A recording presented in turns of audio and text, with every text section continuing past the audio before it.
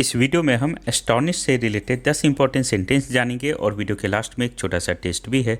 Astonished का मतलब होता है हैरान, अचंभित या आश्चर्यचकित।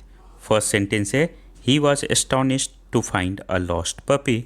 ही felt astonished when he won the race. I was astonished by the beautiful sunset.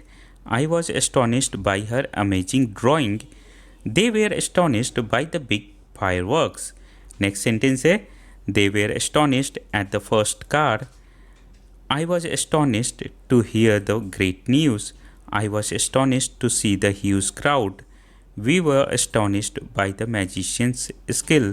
She was astonished at a certain loud noise. अब आपके लिए एक छोटा सा टेस्ट भी है। एस्टॉनिश्ड का हिंदी मीनिंग क्या होता है? दो ऑप्शन है, प्रसन्न या आश्चर्यचकित। सही आंसर वीडियो के कमेंट सेक्शन में बताना है। बेसिक लेवल का स्पोकन इंग्लिश बिल्कुल फ्री में सीखने के लिए इस चैनल को आप सब्सक्राइब कर लो। उसके बाद हमारे व्हाट्सएप ग्रुप को ज्वाइन कर लेना। लिंक आपको वीडियो के डिस्क्रिप्शन में मिल जाएगा।